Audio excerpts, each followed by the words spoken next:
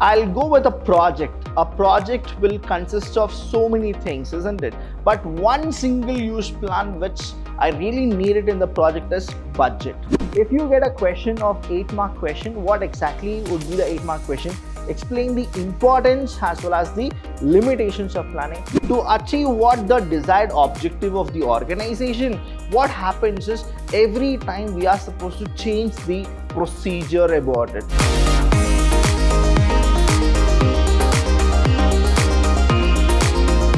Hello everybody, a warm welcome to one and all. I'm Vidhyaashram from the Department of Commerce and Management in Vidhyaashram PU College, the Temple of Excellence. Welcome to all the students here for the 4th chapter planning revision. When we go with the revision, let me just tell you what is that you people should have. You need to have your notebook and a pen, and let me tell you here students, all the questions whichever your Abhilash sir gives, you are supposed to go for it. Now the reason why is I have actually set all the question types for you people so that it is so easy for you to go with a smart way of learning, and Vidhyaashram is the only college which does that for all the students for free. Let's go with the first one in the planning, that is the part A. Now part A is all about the 1-mark question, and in the 1-mark question what really happens is you are supposed to write like a 1-line or a 1-word kind of an answer. So what exactly you are supposed to do? Understand the question. Planning. What will be the first question?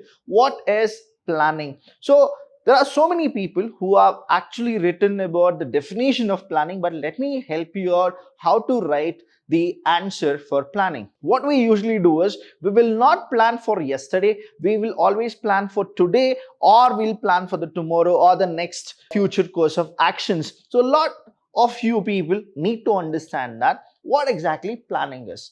Planning is a future course of action which bridges the gap between what you are and what you want to be. And again, there is a person who says that planning is a process of which answers the following, like what to do, how to do, who should do it, what exactly we are supposed to do. So all these questions will be answered through planning. So here you can just write planning is deciding in advance.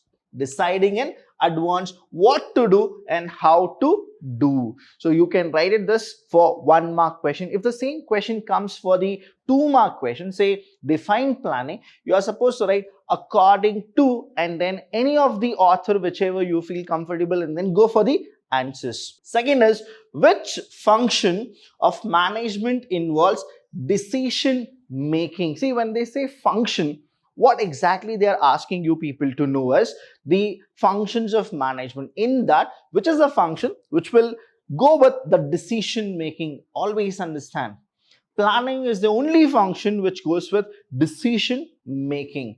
Next is state the first step in planning process. Whenever you go with any planning process, the first thing is whenever you plan, you are supposed to have one kind of a thing, that is setting objectives. So here the one kind of a planning, the first step, that is the first and the foremost step is setting objectives. So that is how you people will be writing the answer. So very easy it is, and I'm telling you students, write all the questions and understand the question, and then automatically if you people have read or you have gone through Abhilash Chandra's videos, you will be able to write all the answers correctly.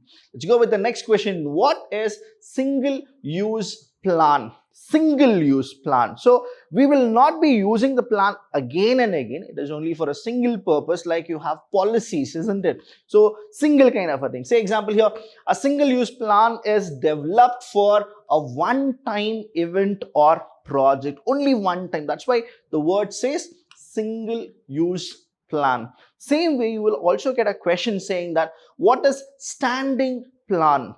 Now single use plan and standing plan, there are a lot of difference between that. Now here a standing plan is usually used for activities that occur regularly over period by period. Now then we call it as standing plan. So that means more and more oftenly we go for planning. Those kind of planning is called standing plan, and when we use it only for once, we call it as single use plan. Next is give an example for single use plan. Say example, now you have single use plan. I'll go with a project. A project will consist of so many things, isn't it? But one single use plan which I really need it in the project is budget. That is, once if I say it is 5 lakh rupees, the project worth is, now the budget is already fixed for 5 lakh rupees. Now I can't alter it. So that is called the single use plan. So one of the example you can actually write is budget. Next is give an example for standing plan. Now, when we go with standing plan, what happens is the same project, which is for 5 lakh rupees, we have already set a budget. Now, how will be the standing plan will look like? Now, standing plan in the sense to achieve the organizational goals, to achieve what the desired objective of the organization, what happens is every time we are supposed to change the procedure about it. So when we go with changing the procedure, and you people already know that the types of plan is all about you have objective, strategy, policy, procedure, method, budget, rules, and all these things. Now in that, if I need to pick which is a standing plan, I would always prefer procedure, because always we change procedures. So we have the procedures is an example of standing plan. Next way, in the 8th question, give an example for a plan which is neither single nor standing plan. So when we go with these kind of a thing, see, understand, you need to go with the types of plan chart properly. So when we go with the types of plan here, I'll just help you out how to remember this. This is like OSPP, MRPB. Let's go with one more here. Okay, so it is called OSPP, MRPB. Now, if you have gone through our videos and in the classes, I have actually told you how to remember the types of plan. If you have not, please do go to the Vidhyaashram channel and please do subscribe, and then go to the playlist, and here you can go with second PU Business Studies, Abhilash Chandra classes, and you will get in the 4th chapter planning. The second session is what I have done for the types of plan. So here OSPP, MRPB, what exactly this means is O in the sense here objective. O is objective. S in the sense strategy. P in the sense now you can write procedure, or the P you can write the policy. Here also you have P, right? That is called program.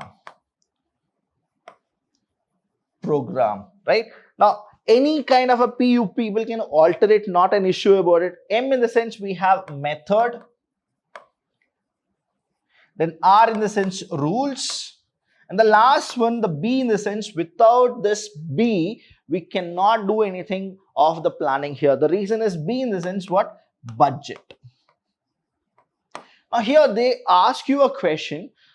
Tell me a plan where it is neither it is a single use plan nor it is a standard plan. That means we'll not use it only for once, or will not use it because alternation is already done. So what happens is the answer here is S for strategy. The reason here is strategy are not done only once, but they can be altered. Plus, once we have fixed the strategy, what happens is because of situations like you have macro environment which will cause the strategy to go for one more level. So standing plan is also not there, as well as single plan is also not there. So our answer for this question is what? Strategy. Now a strategy is an example for a plan which is neither single nor standing. Next, state the meaning of rule. What exactly rule says? Now rule are specific statements that inform what is to be done. It's a very beautifully explained concept in the session 3, where I have told you about what are the rules the organization wants his or her employees to be. So there you can actually go and you can watch the video, and I'll tell you here what exactly it is. The beauty of Vidhyaashram is it gives to all the students the services for free. Let's go with the next one is what is a budget. Now, usually when we say the word budget, it's all about the batwa, that is the purse. What exactly you people have inside your purse. So that is called a budget. It's a French word. Let's go with this. A budget is a statement of expected results expressed in numerical terms. It's all about the money is what the budget is all about. Let's go with the next session A. The 11th question, which of the following statement is not correct with regard to planning? Now, I want you people to take this question, and it's a kind of a homework for you, but please don't see the answer. Let's go with the question. It's a mental exercise. Now, let's go with the question once again. Which of the following statement is not correct with regard to planning? Not correct. Okay. Now, it's a mental exercise. Yes. Planning is always a mental exercise. It provides direction for the future action. Very true, because planning is always future course of action. It is end function in the process of management. Seriously, no. When we go with the things, the first is the planning, then we have organizing, then we have staffing, then we have directing. The next one is staffing, and it's controlling. So planning, organizing, staffing, directing, and controlling. So which is the end? Now you got it. The last one is it involves setting objectives and developing course of action. Yes, it's a planning process. So which is not regarded as planning is, your answer is C. That is, it is the end function of the process of management. The process of management, planning will never come as an end function. Planning will always be the first phase of the planning process. Next, let's go with the section A, 12th question. Which of the following is not the features of planning? Not a feature of planning. I've told in the session 4 of planning what are the features of planning is all about. Let's understand the question here. It focuses on achieving objective? No, it is a feature. It involves identification and division of work. Okay, let's go for the next one. It is primary function of management. Yes, indeed, planning is a primary function of management. It is pervasive function. Everywhere we need planning. So planning is always pervasive. So which is the answer which is not there? It involves identification and division of work. So division and identification of work is actually stated by staffing. Next is, which of the following is an example for the single use plan? A, policy, B, procedure, C, budget, D, method. I have already said about it in the question itself. We have gone with it. That is, budget is always a single use plan. Once the project is fixed for 5 lakh rupees, you are supposed to go with the same 5 lakh rupees as a budget. So the answer here is budget. Let's go with the section B. Here, what exactly you people need to do is, there are 2-mark questions, and from planning you will be getting two 2-mark questions. So totally you people will be scoring 4 on 4 if you know planning chapter properly. There will be questions which are direct, and there are few questions which are indirect. But let me tell you here, students, if you understand the question, what the person is asking you to go with it, it's like 50% you have won the battle. Once again, please do understand the question. State any 2 features of planning. So it's a straight question. What is that you people should do? 2 sentences or more than 2 sentences is what you people need to write in the 2-mark question. So here there are 7 features of planning. In that, any 2 whichever you feel like. Say the first one is always like planning is always goal oriented. Planning is always for the objective. So that is what you people need to go with it. Or you can also say that planning is a primary function of management. So any of these features you people can write. Say planning focus on achieving objectives. It's like goal oriented. Planning is a primary function of management. If you write these 2 answers properly, you will get 2 marks. Next question is, give the meaning of planning premises. Now here understand, planning premises comes in which topic is what you people need to understand. That is, it is an indirect question. Though I'll just tell you, though it is direct, but it is always indirectly they'll ask you people. So here when we go with the planning process, the first process is setting objectives. Right? Here we go with setting objectives. The second is developing premises.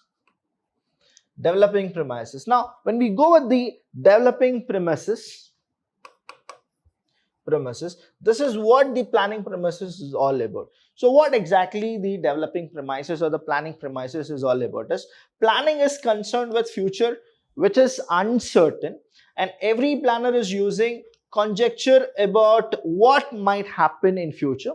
So therefore, the manager is required to make certain assumptions about the future. These assumptions are called the planning premises. Now, usually what really happens is the entire business world is uncertain.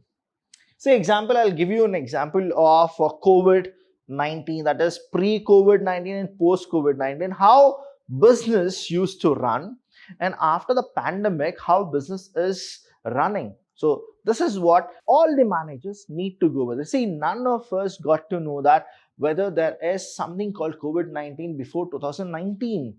But when we got it, after that, what exactly is the thing which we're gonna do? Is it the end of the world? But later also people manage to serve it.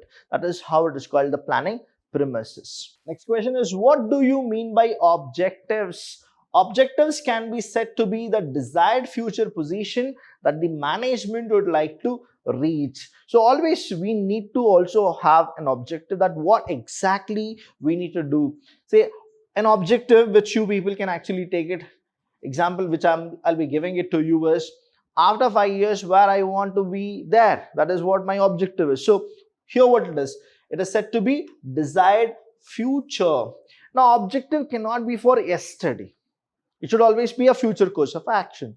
Next one is, what is strategy? It refers to future decisions defining the organization's directions and scope in the long run. So strategies are the collective form where you will actually think about what exactly should I do so that I can achieve it. So it is the kind of a strategy which Britishers also used to invade the entire world. They had a strategy. What exactly their strategy was all about? Divide and rule, that is also a strategy, plus it is also a policy which they used it. What is policy? Now policies are general statement that guide thinking or channelize energies towards a particular directions. That is what policies are made of. See, I'm giving you all simple examples of how exactly you people can write simple answers where you people can actually get 2 on 2 or 4 on 4 if you get 2 questions from the part B in the planning chapter. Now, what is procedure? See, all these things, what is procedure? Give the meaning of program, what exactly it is. That is types of plan. If you go and check what exactly is the types of plan in the session 2, which I have already done in the planning chapter, it's so easy for you people to remember. Now, procedure is a routine step. The same way, programs are detailed statements about a project. So this is a routine step. Here it is all about the detailed statement. Now section C, when it comes to section C, please do understand it carries 4 marks, and here from the planning chapter you have 2 4-mark questions, total it is 8. So what is that you people should do is read. There are 4 topics. Read all the topics properly, because it can come for 4 marks as well as it can also come for 8 marks. So it is so easy for you people to score very good marks in planning. So explain the importance of planning with any 4 points. The same way, explain any 4 features of planning. So there are 7 importance of planning and 7 features of planning. Any 4 you write it and then start explaining, you will actually get more marks. Next, explain any 4 limitations of planning. Explain any 2 types of plans. So I'll just help you out how exactly you people can go with it. So you just write the diagram of types of plan, and then you write, as I told you about O, S, P, P, then we have M, R, just extend it, P, and the last one is the B. So objective, strategy, policy, program, method, rules, procedure, budget. So after that, you need to explain any 2. When they say any 2, that means each explanation carries 2 marks. So you are supposed to, you can go with objective, strategy, or any of these 2, whichever you feel comfortable, you can actually write it. So what I guide you people is, don't explain any 2, rather you explain 4. Then what happens is you will not miss even a single mark here. Then here, when it comes to explain any 4 limitations, let me help you here. If you get a question of 8-mark question, what exactly would be the 8-mark question? Explain the importance as well as the limitations of planning. So don't go with 4 importance, 4 limitation. I always tell my students, the more you write, the more you get. So what is that you people should do is, you write at least 6 importance or 6 limitations. Always don't restrict yourself with 4. So the section D is that explain the importance and limitations of planning. This is what the question which I was trying to tell you people, that these are the types of questions which you people will get in the 8-mark question. Now, one 8-mark question from planning is a compulsory right now because of the new model paper. So what is that you people should do is say, I have given here 4 here, 4 here, but I want you people not to restrict. So please do not restrict. Write 6 importance, 6 limitations, and wherever you feel like writing a flow chart, you please provide a flow chart so that the examiner, the person who is correcting your paper, the evaluator, he'll feel that you people know the subject properly. So before that, what is that you should do for an 8-mark question is, you need to start with introduction. After introduction, you are supposed to say this is the A part. The B part is you need to go with definitions. Then the C part is you are supposed to go with meaning. And then you come to the D part where you will go with importance. And then the E part is all about the limitations.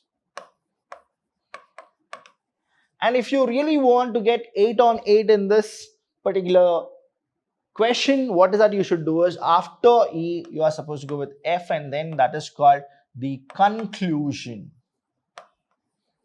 So if you write the 8-mark question like this, like you will give introduction about planning, then definition of planning, meaning of planning, and then importance. In that importance, you are supposed to go with the sub points, 6 points which you people need to write. After writing the 6 points, you can explain any 4 in that, and then go with the limitation. Write 6 points and then explain 4 in that, and then lastly you are supposed to go with the conclusion. Only then I'll tell you here, students, none of the evaluators can actually reduce even 1 mark. I want each one of you to get centum. The next question is, what is planning? Explain the various features of planning. So again, the same kind of a thing which you are supposed to go. Explain any 4 types of plans. See, in the 4-mark question, they ask you explain any 2 types of plan.